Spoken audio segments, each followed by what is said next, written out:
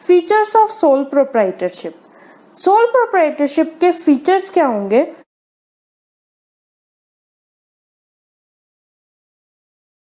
First point हमारे पास आता है ओनरशिप। ओनरशिप का मतलब होता है बिजनेस के जितने भी एसेट्स हैं, रिसोर्सेज हैं, वो एसेट्स और रिसोर्सेज किसके होंगे? बिजनेसमैन के होंगे, और किसी पर्सन की कोई रिस्पॉन्सिबिलिटी नहीं है उन एसेट्स के लिए, उन रिसोर्सेज के लिए। बिजनेस में होने वाले प्रॉफिट्स और बिजनेस में होने वाले लॉसेस के लिए सिर्फ बिजनेसमैन रिस्पॉन्सिबल होगा। अगर बिजनेस में प्रॉफिट्स हो रहे हैं तो वो बिजनेसमैन की पॉकेट में जाएंगे, अगर बिजनेस में लॉसेज हो रहे हैं तो उन लॉसेस के लिए भी रिस्पॉन्सिबल सिर्फ बिजनेसमैन होगा और कोई पर्सन नहीं होगा। नेक्स्ट हमारे पास पॉइंट आता है मैनेजमेंट। मैनेजमेंट का मतलब होता है बिजनेस में किसी भी चीज को मैनेज करना, किसी भी एक्टिविटी को मैनेज करना, कंट्रोल करना, डायरेक्ट करना। वो कौन करेगा? बिजनेसमैन खुद करेगा। वो अपने अंडर हेल्पर्स रख सकता है, मैनेजर्स अपॉइंट कर सकता है, बट उनकी कोई भी एक्टिविटी के लिए रिस्पॉन्सिबिलिटी नहीं होगी। अल्टीमेट रिस्पॉन्सिबिलिटी सिर्फ और सिर्फ बिजनेसमैन की होगी हर एक्टिविटी के लिए जो कि बिजनेस में कंडक्ट हो रही है।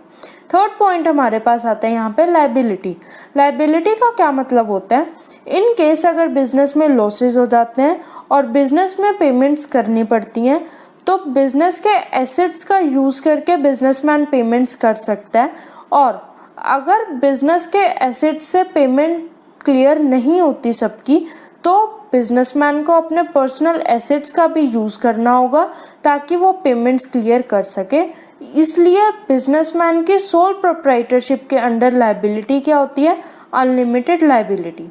नेक्स्ट पॉइंट हमारे पास आता है easiness in selection of business.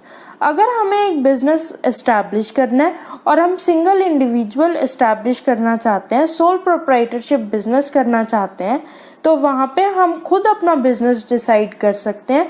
किसी भी अदर पर्सन का कोई प्रेशर नहीं होगा regarding decision of business, selection of business.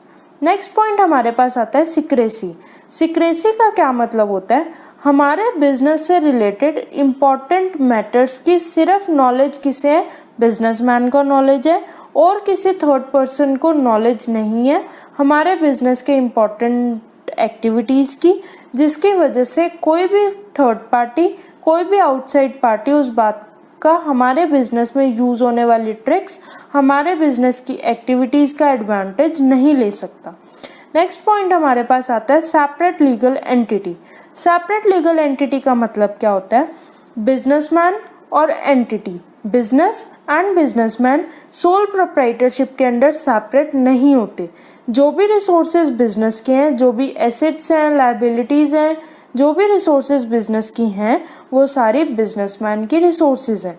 Businessman में अगर बिजनेस में कोई भी लॉस हो रहा है तो उसकी पेमेंट कौन करेगा? बिजनेसमैन पेमेंट करेगा।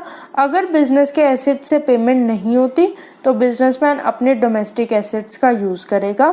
तो हम क्या कहते हैं? सोल प्रोप्राइटरशिप के अंडर बिजनेस और बिजनेसमैन अलग अलग नहीं है। जो रिसोर्सेज बिजनेस के हैं वो किसके माने जाएंगे? बिजनेसमैन के।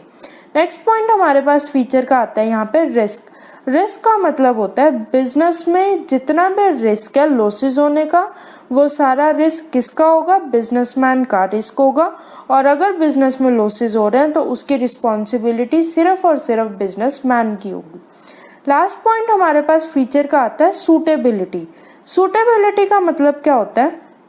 सोल प्रोप्राइटरशिप कुछ स्पेसिफिक बिजनेसेस के लिए क्या होता है? सूटेबल होता है। लाइक अगर हम एग्जांपल की बात करें तो बेकरी ऐसा ऑर्गेनाइजेशन है, बेकरी ऐसा बिजनेस है जो सोल प्रोप्राइटरशिप हैंडल कर सकता है, सोल इंडिविजुअल हैंडल कर सकता है। अगर हम एग्रीकल्चर की बात करें तो एग्रीकल्चर का बिजनेस भी सोल प्रोप्राइटरशिप बिजनेस है। अगर हम बात करें स्टिचिंग जॉब की तो स्टिचिंग जॉब का बिजनेस भी हमारा सोल प्रोप्राइटरशिप बिजनेस है। ऐसे कुछ स्पेसिफिक बिजनेसेस होते हैं जिसमें सोल प्रोप्राइटरशिप बिजनेसेस ही रिलेटेड होते हैं।